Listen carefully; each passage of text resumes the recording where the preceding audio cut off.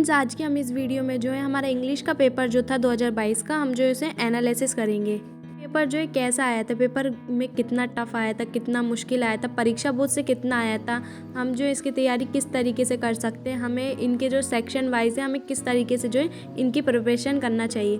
तो इन सब के बारे में जो है हम आज डिस्कस करेंगे। बात कर लेते हैं सबसे पहले हमारे एग्ज़ाम पेपर की। जो हमारा 2022 का मेन जो पेपर था वो जो है कैसा आया था। देखेंगे पेपर का पैटर्न बिल्कुल वैसा ही है कि मैक्सिमम मार्क्स जो है 80 नंबर का ये एग्ज़ाम का जो है आपका क्वेश्चन पेपर आएगा।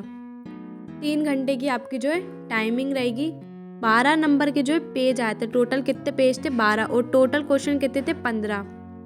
इस हिसाब से जो है आपका एग्ज़ाम पेपर आया था। हमारा जो इंग्लिश का पेपर होता है उसमें जो सबसे पहला सेक्शन ए होता है उसमें क्या रीडिंग के लिए आता है, यानी आपका एक पैसेज आता है। ये जो पैसेज होता है ये जो है आपका पढ़ा हुआ रहता है, यानी ये जो है आपकी परीक्षा बोर्ड में ये वाला जो पैसेज है ये आया था और यही जो है उठा के इन्होंने इसमें दे दिया है। अगर आपने परीक्षा बोर्ड से पढ़ा होगा या करा होगा तो ये जो है आप इसे आसानी से कर लेंगे। पेपर हमारे टाइम का ये तो ये जो है मैंने पढ़ा हुआ था तो मुझे इसका आंसर जो है इन क्वेश्चन के आंसर मालूम थे। आपने कोई चीज़ पढ़ी है और अगर आपको उसके आंसर मालूम हो तो सबसे पहली चीज़ अगर यही आई हो तो आपको बहुत जो है पहले ही खुशी हो जाती है कि चलो हमने पढ़ा है और ये चीज़ आई है। या ये जो स्टार्टिंग के पैसेज वगैरह आते हैं वो परीक्षा बोर्ड से ही आए थे, तो आप परीक्षा बोर्ड से इसलिए बोलती हूँ कि पैसेज वगैरह जो है पढ़ते चलो तो ये आते हैं। हम तो खुश थे कि हमने ये जो पढ़ा है और ये आ गया पेपर में, तो हमने इसके जो है आंसर बिल्कुल करेक्ट किए थे। इसमें देखेंगे कि इसमें जो है एक एक ऑब्जेक्टिव जो है पूछा गया है और आपको जो इसमें सही आंसर टिक करना है। अगर आपने ये नहीं भी पढ़ा है तो भी आप जो है पैसेज पढ़कर जो है आया है जो भी उसके आंसर आराम से जो इसमें टिक कर सकते हो बिना कोई दिक्कत के। पैसेज तो आप बिल्कुल आराम से ही कर सकते हो। जो पहला पैसेज आया था उसमें टोटल 10 नंबर के जो ऑब्जेक्टिव क्वेश्चन पूछे गए थे। इस जो पेज पे हैं 4 ऑब्जेक्टिव क्वेश्चन है। नेक्स्ट पेज में जो है आगे के जितने भी हैं वो ऑब्जेक्टिव क्वेश्चन है। तो इस तरीके से 10 ऑब्जेक्टिव क्वेश्चन है। नहीं भी पढ़ा है तो भी आप जो इसे पढ़कर जो है अच्छे से दे सकते हो। कुछ क्वेश्चन थोड़े डिफिकल्ट होते हैं जैसे पैसेज से नहीं मिलते हैं। से इसमें से किसी वर्ड की उठा के वर्ब पूछ ली, किसी की ऑपोजिट पूछ लिया। ये आप देखेंगे तो इसी पैसेज में फिलिंग द ब्लैंक्स भी आए, वन वर्ड भी आए। तो इस तरीके से 10 नंबर का टोटल इन्होंने जो है पैसेज दिया है और पहला जो है इस तरीके से ही आएगा, आपका 10 नंबर का जो है पैसेज आएगा। इसलिए आपको जो है 2-3 नंबर के लिए भी जो है आपको अच्छे से पढ़ना होगा पैसेज, ताकि जो है कोई सा भी कहीं से भी पूछ लें, अगर आपने पढ़ा है तो आप इसका आंसर और अच्छे से दे देंगे। आप यहाँ पे जो है ई क्वेश्चन में देखेंगे आपसे वर्ब पूछी गई है, उस पैसेज में से ही किसी वर्ड के मीनिंग का ही आपको जो है उसकी वर्ब पूछी गई है। एफ में जो है अपोजिट पूछा गया है। इस तरीके से जो है 2 क्वेश्चन जो ऐसे आते हैं थोड़े कि आपको थोड़ा इसमें जो है आपको अगर उसका आंसर पता है तो ठीक है, वरना आपको ऐसे ढूंढोगे तो आपको मिलेगा नहीं। जो 2 क्वेश्चन होते हैं इसलिए आपको जो है पैसेज पढ़ के जाना चाहिए ताकि हमारे 2 नंबर भी कहीं से छूट ना जाए। दोनों ही जो है ऑब्जेक्टिव और वर्ब ये जो है पैसेज में से एक वर्ड उठा के लिया गया है और उसी में से बोला है कि इसकी वर्ब बताओ और जो है ऑपोजिट बताओ। राइज का जो है ऑपोजिट बताना है, कॉन्टेम्पलेशन की जो है वर्ब बतानी है। ये वर्ड जो है पैसेज में पर जो है इसका जो है आंसर जो है वो पैसेज में नहीं है, तो जो है आपको याद करना पड़ेगा और आपको जो है बताना पड़ेगा। इसलिए जो है आप पैसेज में हर एक वर्ड को ध्यान से पढ़िए, किसी का भी वो कुछ भी पूछ सकते हैं। ये आप देखोगे कि फिलिंग द ब्लैंक्स दिया है। इसी में फिलिंग द ब्लैंक्स में क्या पूछा गया है कि we should strike when the iron is. अगर आप पैसेज पढ़ोगे ध्यान से तो इसका आंसर पैसेज में ही आपको हॉट दिया गया है, तो आपको ढूंढने में कोई दिक्कत नहीं होगी। नेक्स्ट आप जो एच में देखोगे उसमें क्या पूछा है कि लाइफ इज आ, लाइफ क्या है, तो इसका आंसर भी जो है आपको पैसेज में मिलेगा, तो स्ट्रगल है इसका आंसर। स्टार्टिंग में जब आप पैसेज पढ़ोगे तो स्टार्टिंग में ही दिया गया कि लाइफ इज अ स्ट्रगल, तो ये भी जो है आपको ढूंढने में कोई दिक्कत नहीं होगी। नेक्स्ट बोल रहा है कि give one word for the following. ये जो है आपको एक वन वर्ड में जो है आंसर देना है। आपको ये बताना था कि क्या an excitement dangerous experience is call, तो इसका आंसर है एडवेंचर। इसका आंसर तो आपको खुद ही पता है कि कोई भी डेंजर चीज़ आप एक्सपीरियंस करते हो तो वो एडवेंचर कहलाता है। एडवेंचर के बारे में जो है आपके पैसेज में दिया गया है, इसलिए उन्होंने इस वर्ड से उठा के इस चीज़ को जो है पूछ लिया है। बात जे में क्या पूछा गया है कि a person who is silly is called. इसका आंसर क्या है? फूल है। तो इसका जो फूल है ये वर्ड भी जो है आपके पैसेज से उठा के ही दिया गया है। तो इस तरीके से जो है आपके क्वेश्चन आते हैं 10 मार्क्स में। ये पैसेज बिल्कुल मुश्किल नहीं था और ये परीक्षा बोर्ड में ही हुई है, तो आपने पढ़ा होगा तो इसके आंसर आप एकदम करेक्ट कर लोगे। बहुत ही ईजी था। पढ़ा नहीं होगा तो यही चीज़ जो है आपको 10 नंबर बहुत मुश्किल लगेगी। इसलिए मैं बोलती हूँ पैसेज भी बहुत ज़्यादा ज़रूरी है। 10 नंबर का पैसेज आपको मिल रहा है, आपको कुछ नहीं करना, सिर्फ टिक लगाना है, तो ये बहुत इंपॉर्टेंट है।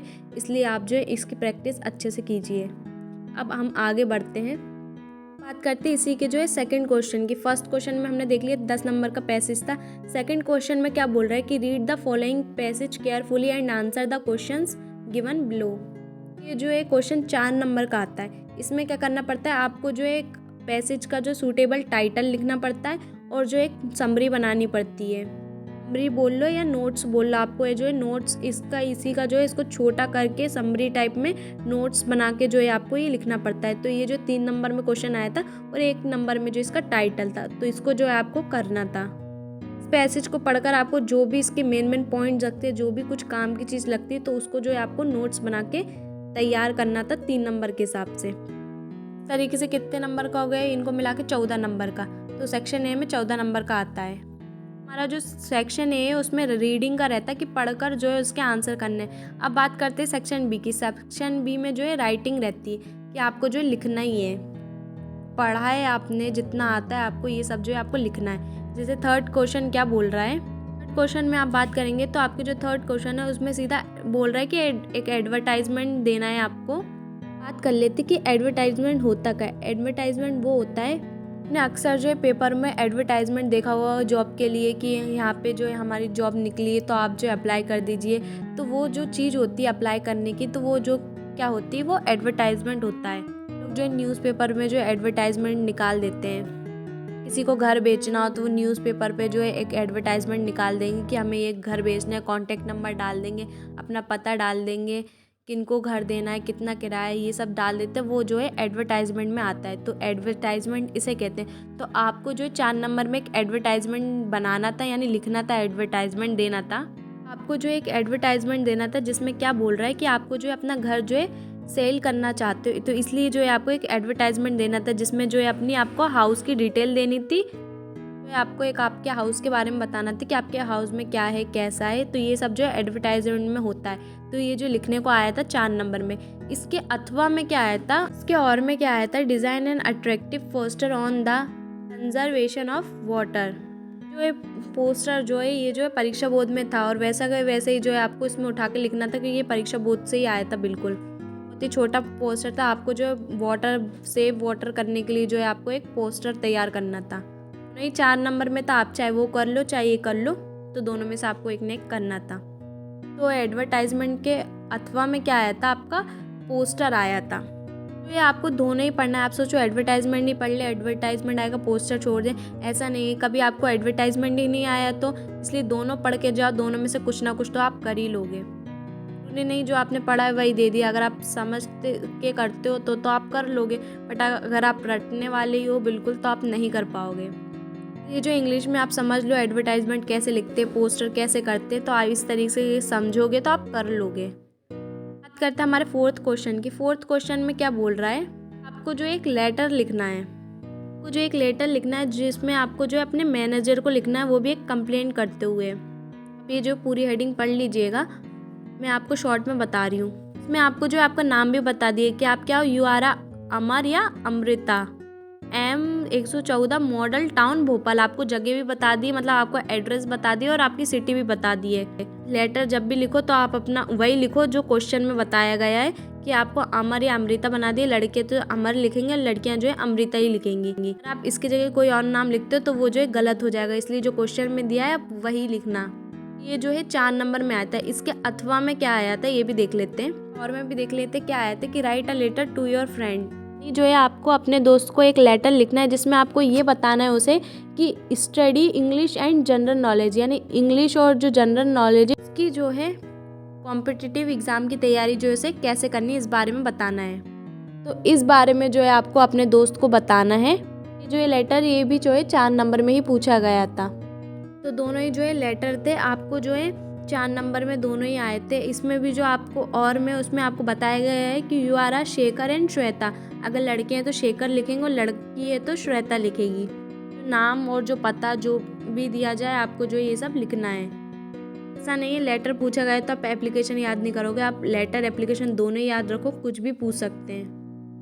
आप आप समझ कर याद रखोगे किस हिसाब से कैसी चीज़ लिखी जाती है, तो कोई सा भी क्वेश्चन आ जाए आप जो है उसे अच्छे से लिख लेंगे। बात करते हैं हमारे क्वेश्चन नंबर 5 की। तो इसमें क्या बोल रहा है, इसमें ये बोल रहा है कि आपको जो है एक रिपोर्ट राइटिंग लिखनी है। ये जो सब चीज़ें आपको दी हैं इनसे बना के आपको एक रिपोर्ट तैयार करनी है और उस रिपोर्ट को जो है इसे लिखना है। तो ये क्वेश्चन 4 नंबर में आता है। इसके और में देख लेते क्या है कि आर्टिकल आया, आपको जो एक आर्टिकल लिखना है। इसका जो टॉपिक क्या है, the importance of games and sports.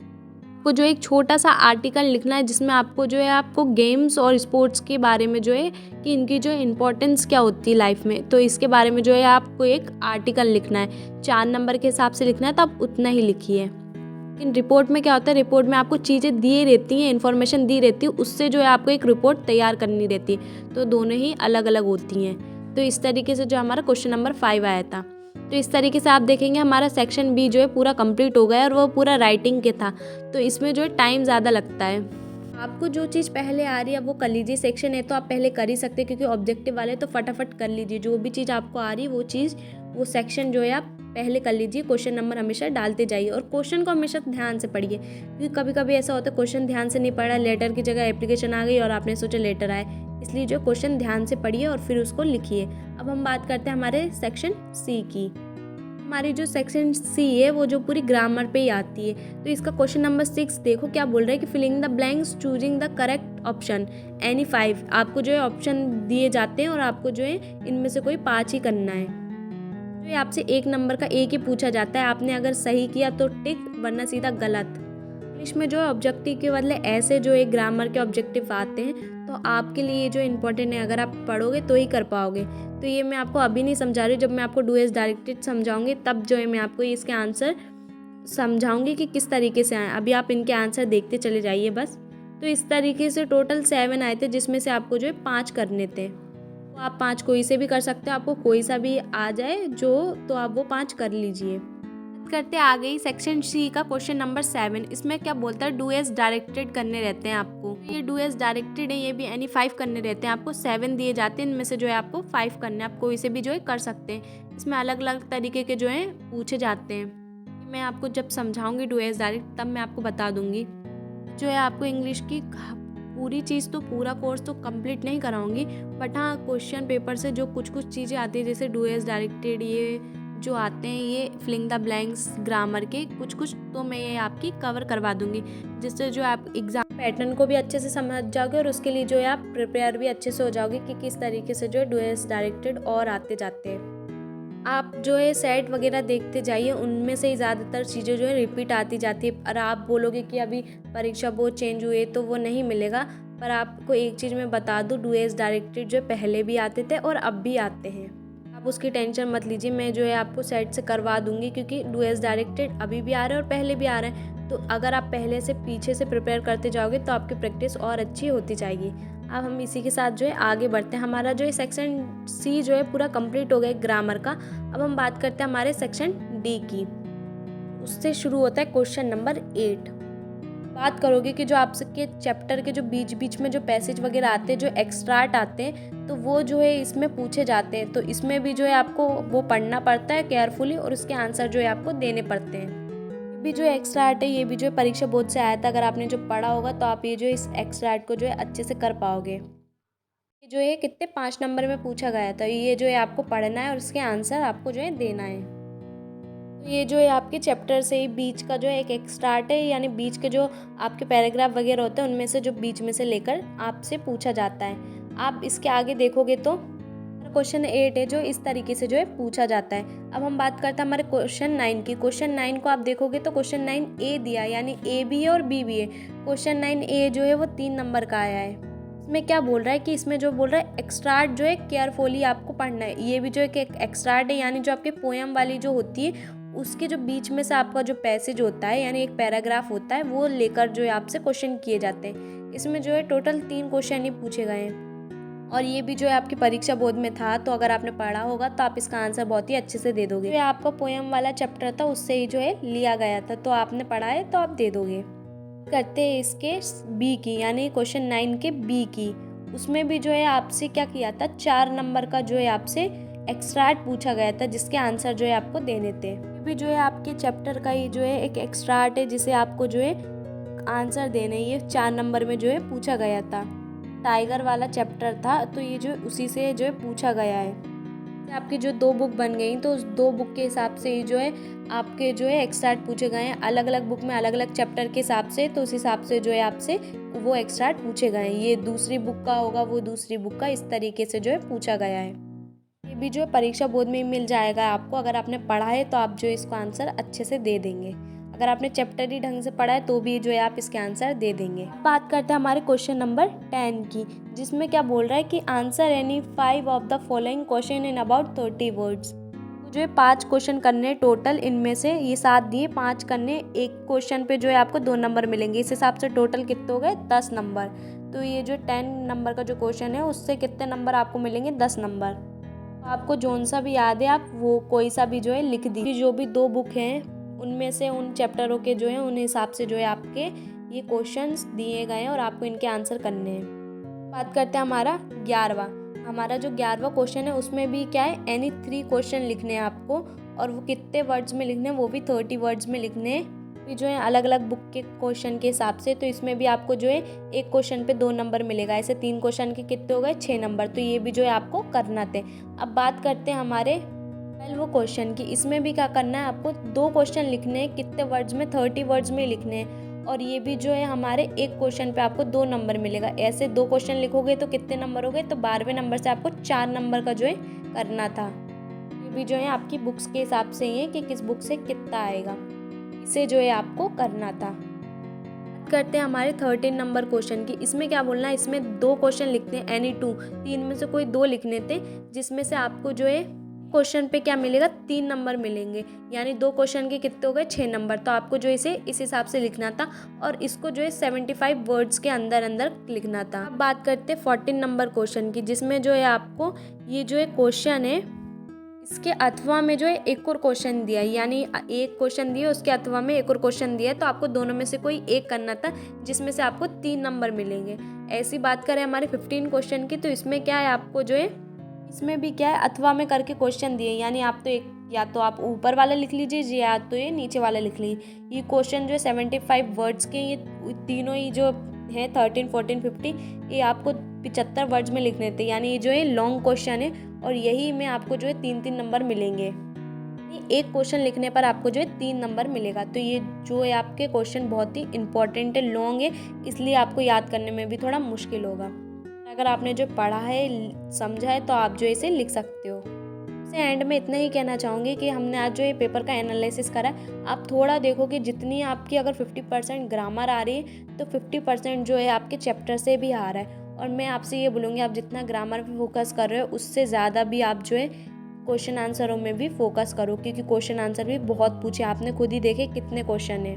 चाहे हम जो है छोटे छोटे क्वेश्चन तो हम कर लेते, 2-2 नंबर वाले, जो पीछे का जो पेज है पूरा, आप देखोगे कितने सारे क्वेश्चन है, और हम इन्हीं को नहीं कर पाते हैं। इस चक्कर में जो है पेपर ज़्यादा बिगड़ जाता है, क्योंकि टिक करने वाले तो हम तुक्के में कर भी लेते, पर इनमें जो हम तुक्का नहीं लगा सकते। अगर हमने पढ़ा है हम तो ही कर पाएंगे। ये जो है इंग्लिश का पेपर थोड़ा ज़्यादा डिफिकल्ट लगता है, और अगर आपको इंग्लिश नहीं आती अच्छे से, तो आप जो और क्वेश्चन नहीं लिख पाते हो। तो इस वजह से आप पढ़ोगे और बार बार प्रैक्टिस करो, लिखो क्वेश्चन, तो आप जो है इसे आसानी से कर लोगे। इसलिए जितना ग्रामर में फोकस करो, उतना ही ज़्यादा इसमें क्वेश्चनों में भी आपको फोकस करना है, क्योंकि कौन सा क्वेश्चन पूछ लें आपको क्या मालूम।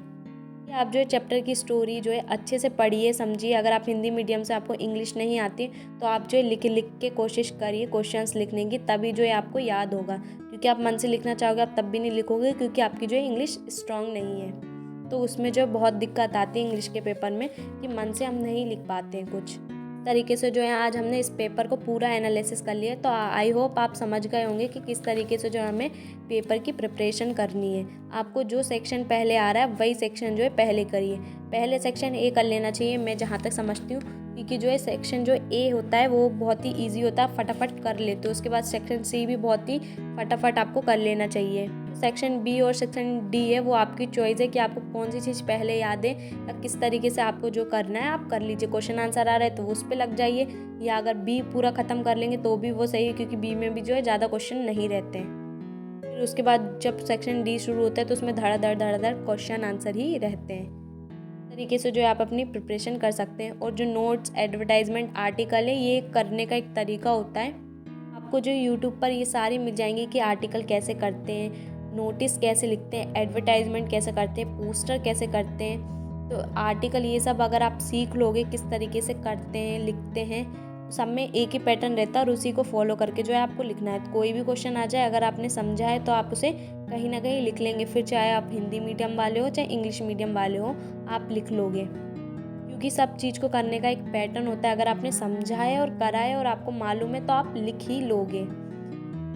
फिर से बोल रही हूँ कि यार हर चीज़ को पढ़ते चलना है, लिखते चलना। क्वेश्चन आंसर की जितनी प्रैक्टिस करोगे उतना आपके लिए अच्छा है। पढ़ते चलो, लिखते चलो, गैप करोगे तो वो चीज़ छूट जाएगी। इस तरीके से आज की हमारी वीडियो यहीं एंड होती है। मिलते हैं नेक्स्ट वीडियो में। Thanks for watching.